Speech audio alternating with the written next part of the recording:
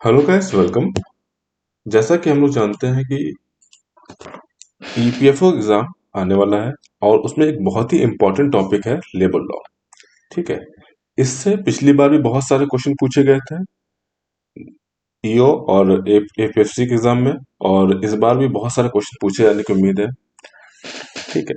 तो इसमें बहुत सारे लॉ हैं और क्या क्या मेन मेन प्रोविजन है वो हम एक एक करके सारे लॉ पढ़ेंगे, लेकिन आज बस हम लोग ये पढ़ेंगे कि इंट्रोडक्शन टू लेबर लॉ, मतलब लेबर लॉ की जरूरत क्यों है, इसमें नए नए जो भी लॉ हैं या प्रोविजंस हैं।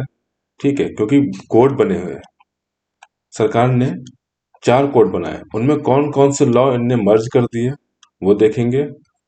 ठीक है। तो हम लोग आज बस एक इंट्रोडक्शन वीडियो है कि लेबर लॉ है क्या और कौन कौन से लॉ है इसमें। चलिए स्टार्ट करते हैं। पहली बात, लेबर लॉ है क्या। लेबर लॉ है एक to regulate the relationship between employer employee and government. इसका सीधा सीधा मतलब है जो भी एम्प्लॉय हुआ या एम्प्लॉयर हुआ उसके बीच में जो भी रेगुलेशन को मेंटेन करना वो लेबर लॉ का काम है। मतलब ये तीनों इसके एक्टर है, एम्प्लॉय एम्प्लॉयर और गवर्नमेंट। ठीक है। लेबर्स को प्रॉपर उनका राइट मिले, उन्हें उनकी वेज मिले, उनकी तनख्वाह उन्हें मिले, उनका पूरा राइट मिले। ठीक है। ये काम सुनिश्चित करता है आपका लेबर लॉ। इंडस्ट्रियल में पीस बना रहे, प्रोडक्टिविटी रहे, और सेफ्टी वेलफेयर और वर्किंग कंडीशन वर्कर्स की भी देखता है आपका लेबर लॉ। ठीक है। ये balance interest between labour and management. ठीक है। ताकि दोनों का, लेबर का भी और मैनेजमेंट का, दोनों का जो है आपस में बैलेंस बना रहे। ठीक है। ये भी लेबर लॉ ही देखता है आपका। चलिए आगे चलते हैं। लेबर लॉ अभी का नहीं है, बहुत पुराना है। पुराने टाइम से, जब ब्रिटिश में टाइम भी इंडस्ट्रीज थी, तो उस टाइम भी लेबर लॉ की बहुत मांग हुई थी, क्योंकि लेबर की कंडीशन बहुत ज्यादा अच्छी नहीं थी उस टाइम। तो पहली बार रिपन के टाइम में ये लेबर लॉ आया था, फैक्ट्री एक्ट 1881। मेनली ये बच्चों के लिए था। ये बच्चों के लिए था, और कौन सी एज के बच्चों के लिए था। जो 1881 का एक्ट था जो आपका, वो 7 से 12 साल के बच्चों के लिए था। मतलब इसमें 7 से नीचे के वाले बच्चों को काम करना बैन कर दिया गया था। और इसमें वर्किंग आवर भी तय किए गए थे। तो वर्किंग आवर जो 80-81 का था, उसमें वर्किंग आवर 9 घंटे तय किया था गया था बच्चों के लिए। मतलब इससे नीचे बच्चे, इससे ऊपर बच्चों को काम नहीं लिया जाएगा 9 आवर से ऊपर। ठीक है। उनको 4 हॉलीडे दी जाएंगी मंथ में। ठीक है। तो ये भी इसी लॉ में था। इसके बाद थोड़ा इसमें सुधार किया गया, और 1981 में एक फिर से करा गया, और इसमें उम्र बढ़ा दी गई। मतलब जो पहले हमने बताया ना कि 7 साल थी, उसे 9 साल कर दिया गया, कि 9 साल से नीचे बच्चे काम नहीं करेंगे। ये ब्रैकेट हो गया 9 से 14 साल के लिए।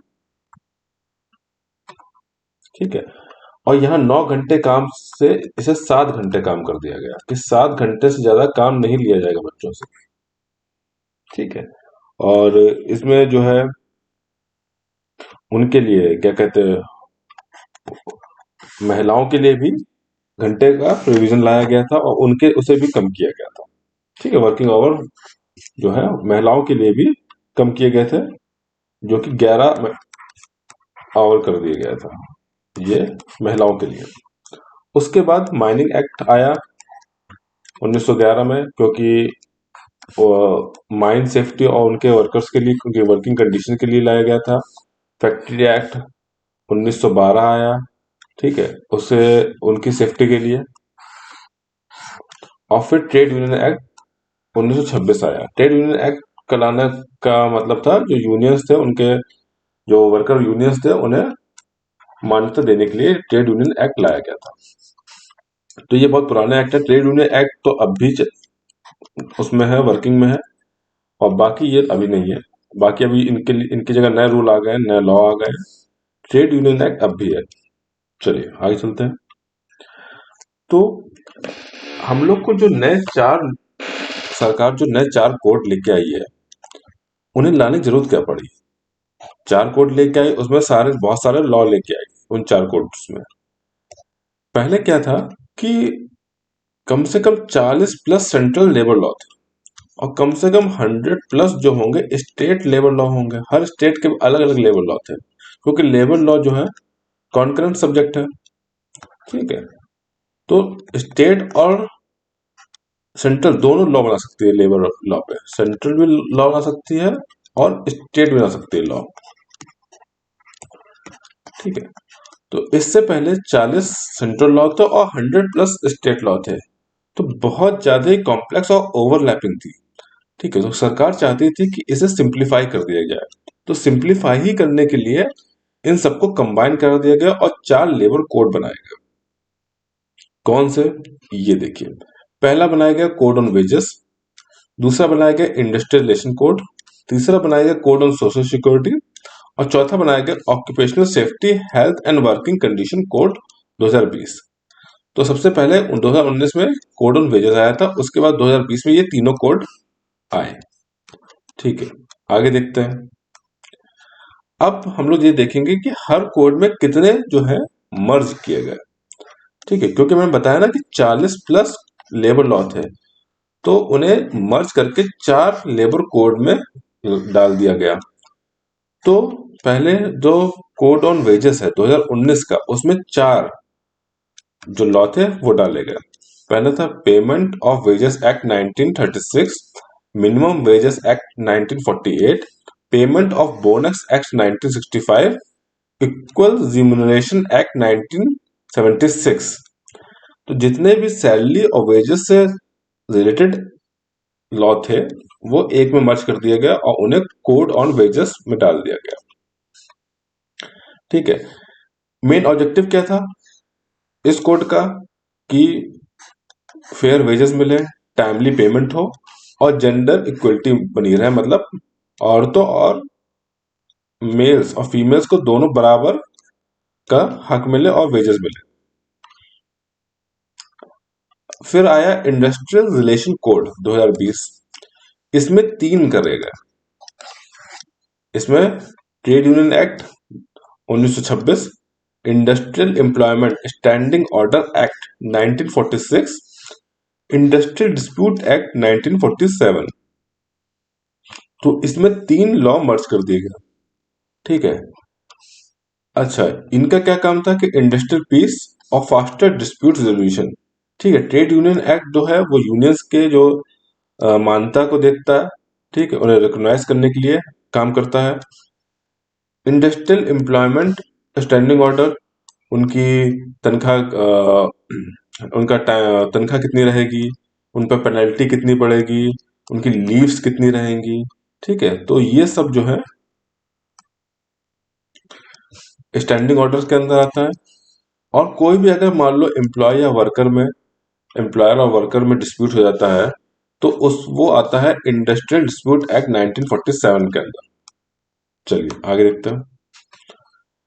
अब तीसरा कोड है कोड ऑन सोशल सिक्योरिटी। ठीक है, कोड ऑन सोशल सिक्योरिटी, इसमें 9 जो लॉ थे लेबर लॉ, उन्हें मर्ज करके बनाया गया कोड ऑन सोशल सिक्योरिटी। इसमें employee compensation act 1923, employee state insurance act 1948, employee provident fund act 1952, employee exchange act 1959, maternity benefit act 1961, payment of gratuity act 1972, senior worker and welfare fund 1981, building and other construction worker सेक्स act 1996 और unorganised worker social security act 2008। ठीक है, तो जितने भी social security से related law थे वो इसमें डाल दिए गए। ठीक है, और ये कम से कम 9 लॉ थे इसमें। तो आपको ये भी याद रखना है कि कौन से कोड में कौन सा लॉ है, क्योंकि क्वेश्चन में पूछ सकता है कि इस कोड में कौन सा लॉ है कौन सा नहीं है। तो आपको सारे लॉ, किस कोड में कितने लॉ है और कौन कौन से लॉ है, वो आपको याद रखना है। इन लॉ को हम डिटेल में आराम से पढ़ेंगे, सब लोग जो जो इंपॉर्टेंट लॉ है वो पढ़े जाएंगे। तो जितने ये सारे law social security of the all workers उससे रिलेटेड है। ठीक है, तो उन्हें एक में डाल दिया गया। फिर अगला लॉ है occupational safety health and working condition code 2020। इसमें 13 लॉ मर्ज किए गए। सबसे बड़ा लॉ हमें लगता है यही है, क्योंकि इसमें 13 लॉ लॉ मर्ज कर दिए गए। इसमें factory act 1948, mines act, dock worker, building other construction, plantation worker, contract labour और inter state migrant worker act, ठीक है, worker worker working journalist, fixation of wage act, motor transportation, bidi cigar, sale promotion employ और cine worker and cinema theatre worker act 1981। ठीक है, तो ये act क्या देखता है? वर्कर्स की हेल्थ, सेफ्टी, उनकी ह्यूमन वर्किंग कंडीशन, ठीक है, इससे रिलेटेड जितने भी लॉ थे वो सब डाल दिए गए आपके occupational safety health working condition code 2020 में। तो इसमें 13 लॉ है, आपको याद रखना है कि कौन कौन सा लॉ इसमें है। चलिए आगे चलते हैं। ठीक है, आपको मैंने बता दिया कि कौन कौन से कोड में कौन कौन से लॉ है। इनका ऑब्जेक्टिव क्या था कि लेबर कोड बनाने का, क्यों हमें बनाने क्यों थे? ठीक है, ऐसा तो भी काम चल ही रहा था। मेनली बात थी कि कोड बहुत सारे थे, 40 प्लस कोड थे, और किसी भी एम्प्लॉयर के लिए, किसी भी इंडस्ट्री के लिए इन कोड को मतलब लागू करना, एम्प्लॉय करना इन्हें, ठीक है, ऐसे लगाना बहुत ही कॉम्प्लेक्स हो जा रहा था। और वर्कर के लिए भी जानना कि इतने सारे कोड हैं और उनके लिए कौन कैसे कहाँ कौन सा बेनिफिशियल रहेगा, वर्कर के लिए भी बहुत ही मुश्किल था। तो उन्हें सिंप्लीफाई करना था एक तो, ठीक है, उन्हें डिजिटाइज भी करना था सब, ठीक है, और स्ट्रेंथ ऑफ सोशल सिक्योरिटी और वेलफेयर को भी बढ़ावा देना था, ठीक है, फॉर्मल एम्प्लॉयमेंट को भी बढ़ावा देना था ताकि किसी का कोई हक ना मारा जाए। इससे बेनिफिट क्या हुआ? सारे लॉ सिंप्लीफाई हो गए। अब आपको 4 ही कोड देखने हैं, आपको 40 लॉ नहीं देखने अलग से, ठीक है। एम्प्लॉयर को भी बर्डन हट गया, क्योंकि उसे पहले जो है अपनी इंडस्ट्री को जो 40 लॉ के हिसाब से कंप्लाई करना पड़ता था, अब उसे इतना, उस पर इतना बर्डन नहीं रह गया है, ठीक है। और better protection and coverage for worker, ठीक है।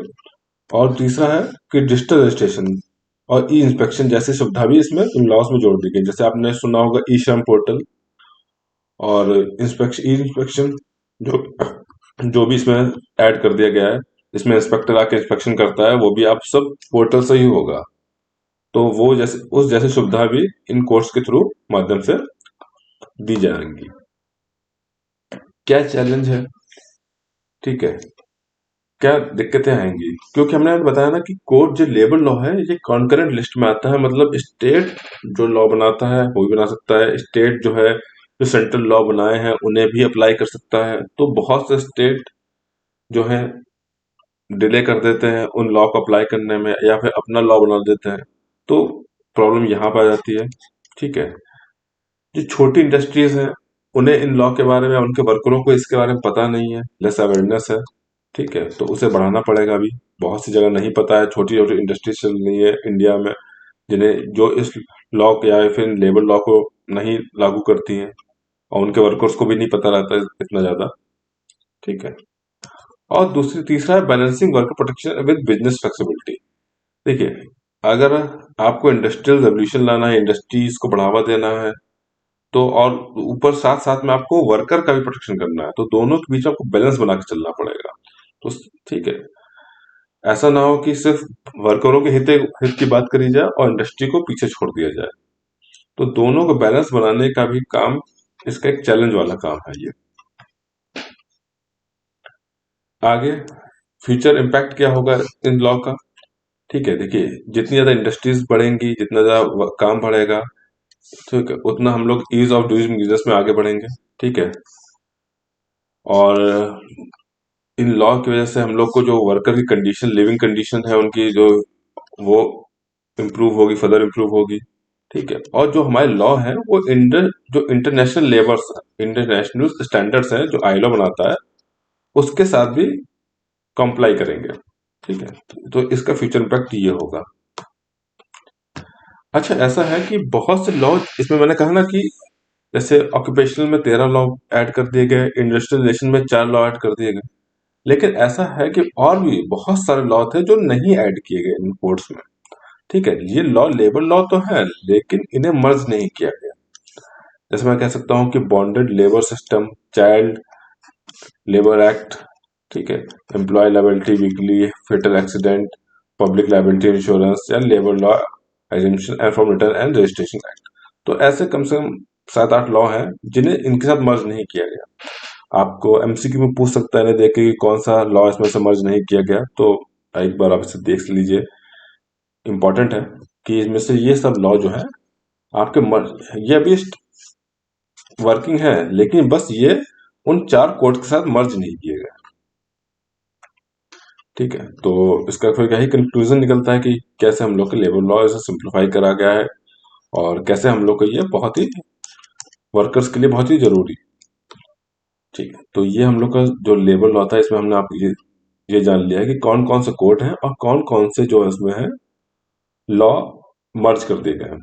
तो इन्हें एक बार आप पढ़ लीजिए और उसके बाद हम लोग एक एक करके सारे कोड और उसके अंदर जितने भी लॉ हैं वन बाय वन वो हम लोग पढ़ेंगे।